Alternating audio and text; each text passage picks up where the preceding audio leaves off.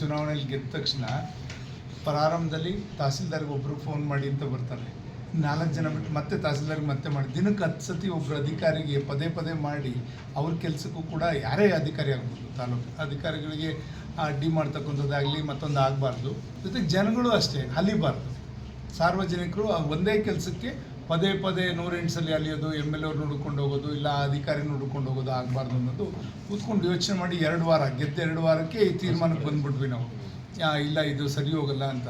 ಒಂದು ದಿವಸ ಬೆಳಗಿನ ಜಾವ ನನಗೆ ಆ ಥರ ಆಲೋಚನೆ ಬಂದಾಗ ನಾನು ಎಲ್ಲ ಅಧಿಕಾರಿಗಳನ್ನೂ ಇಮಿಡಿಯೇಟ್ ಕರೆದೆ. ಇಲ್ಲೇ ವಿಧಾನಸೌಧದಲ್ಲಿ ಕರೆದು ಅವ್ರು ಕೂತ್ಕೊಂಡು, ನೀವು ಯಾರು ಕೂಡ ಪದೇ ಪದೇ ನನ್ನ ಹಿಂದೆ ಅಲಿಬೇಡಿ, ನನ್ನ ಹಿಂದೆ ಬರಬೇಡಿ, ನಾನು ಹೋಗಿದ್ದ ಕಡೆ ವಾರದಲ್ಲಿ ಒಂದು ದಿವಸ 1-2 ಗಂಟೆ ನನ್ನ ಜೊತೆ ನೀವು ಟೈಮ್ ಕೊಡ್ಬೋದಾ ಅಂತ ಕೇಳಿದೆ. ಎಲ್ಲರೂ ಕೂಡ ಸಂತೋಷದಿಂದ ಒಪ್ಪಿದ್ರು.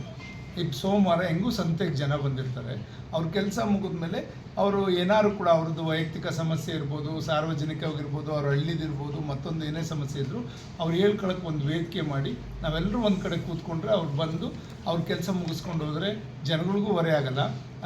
ನಿಮ್ಮನ್ನು ಅಧಿಕಾರಿಗಳನ್ನೂ ಹುಡ್ಕೊಂಡು ಎಲ್ಲೂ ಹೋಗ್ಬೇಕಾಗಿಲ್ಲ, ಶಾಸಕರನ್ನು ಹುಡ್ಕೊಂಡು ಎಲ್ಲೂ ಹೋಗ್ಬೇಕಾಗಿಲ್ಲ. ಈ ಥರನ ಮಾಡೋಣ ಅಂದಾಗ ಎಲ್ಲರೂ ಖುಷಿಯಿಂದ ಅಧಿಕಾರಿಗಳು ಒಪ್ಪಿದ್ರು. ಪ್ರತಿ ವಾರ ಅದು ಪ್ರಾರಂಭ ಆಗಿದ್ದು.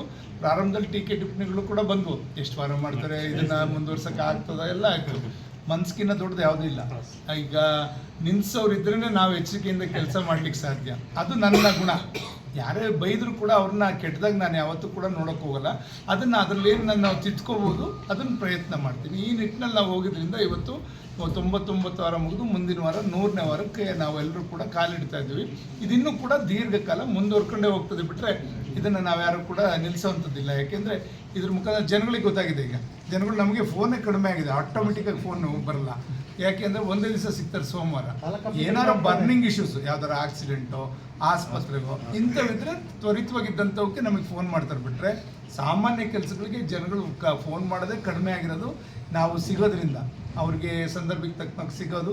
ಅಲ್ಲಿ ಎಲ್ಲ ಅಧಿಕಾರಿಗಳನ್ನ ಹುಡ್ಕೊಂಡು ಹೋಗ್ಬೇಕಾಗಿಲ್ಲ, MLA ಅವ್ರನ್ನ ಹುಡ್ಕೊಂಡು ಹೋಗ್ಬೇಕಾಗಿಲ್ಲ, ಒಂದು ಕಡೆ ಅಲ್ಲಿ ಸಿಗ್ತಾರೆ ಸೋಮವಾರ ಅನ್ನೋದು ನಿಗದಿಯಾಗಿದೆ. ಹಾಗಾಗಿ ಜನಗಳು ಆ ಥರ ಇದ್ದಾರೆ.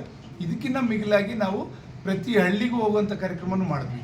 ಇಲ್ಲೇ ಕೂತ್ಕೊಂಡು ಅರ್ಜಿದಾರ ಯಾರೋ ಬಂದು ಏನೋ ಕೊಟ್ಟಿದ್ದನ್ನ ನೋಡಿ ಅದಕ್ಕೆ ತೀರ್ಮಾನ ಮಾಡೋದ್ರ ಜೊತೆಯಲ್ಲಿ ವಾಸ್ತುಸ್ಥಿತಿ ಏನಿದೆ ಅರ್ಥ ನಾವು ಕೆಲಸ ಮಾಡೋಣ, ಇಲ್ಲಿಗೂ ಬರ್ದಿಕ್ಕಾಗ್ದಿದ್ದಂಥವ್ರನ್ನ ಹೋಗಿ ಹಳ್ಳಿಲಿ ನೋಡೋಣ ಅಂತಕ್ಕಂಥ ರೀತಿಯಲ್ಲಿ ಮನೆ ಬಾಗಿಲಿಗೆ ಮನೆ ಮಗ ಅಂತ ಒಂದು ಹಾಕೊಂಡು ಅದು 21 ವಾರ ಆಯಿತು ಮೊನ್ನೆ ಶುಕ್ರವಾರಕ್ಕೆ.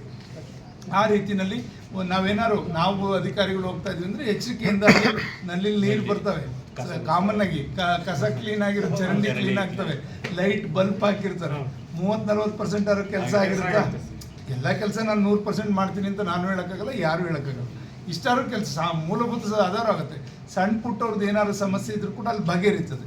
ಅಲ್ಲಿ ಏನಾದ್ರು ಒಂದು ಖಾತೆದು, ಮನೆದು, ಮತ್ತೊಂದು ಇದ್ದಿದ್ದು ಅಲ್ಲೇ ಬಗೆಹರಿಸ್ಬೋದು. ಈ ಥರ ಜನಗಳಿಗೆ ಹತ್ತಿರವಾಗಿ ಇವತ್ತು ಅಧಿಕಾರಿಗಳಾಗ್ಬೋದು, ಶಾಸಕರಾಗ್ಬೋದು ಇರ್ಬೋದು ಅನ್ನೋದು ತೋರಿಸಿದ್ವಿ. ಇದಕ್ಕೆ ಮೆಚ್ಚುಗೆನ ಸನ್ಮಾನ್ಯ ಮುಖ್ಯಮಂತ್ರಿಗಳು ಮತ್ತು ನಮ್ಮ ಜಿಲ್ಲಾ ಉಸ್ತುವಾರಿ ಸಚಿವರು, ಚೀಫ್ ಸೆಕ್ರೆಟರಿ ಅವರು ಎಲ್ಲರೂ ಕೂಡ ಮೆಚ್ಚುಗೆಯನ್ನು ವ್ಯಕ್ತಪಡಿಸಿದ್ದಾರೆ. ನಮ್ಮ ಸಭಾಪತಿಗಳು ಕೂಡ ಖಾದರ್ ಸಾಹೇಬರು ಕೂಡ ಮುಂದಿನ ದಿನಗಳಲ್ಲಿ ಅದನ್ನು ಸದನದಲ್ಲಿ 224 ಕ್ಷೇತ್ರಕ್ಕೂ ಕೂಡ ನಮ್ಮದೇ ಮಾದರಿಯಾಗಿ ವಿಸ್ತರಿಸಿದ್ರು ಸಂಶಯ ಬೇಡ. ಅದನ್ನು ಸದನದಲ್ಲಿ ಅದನ್ನು ಮಂಡಿಸ್ತೇವೆ.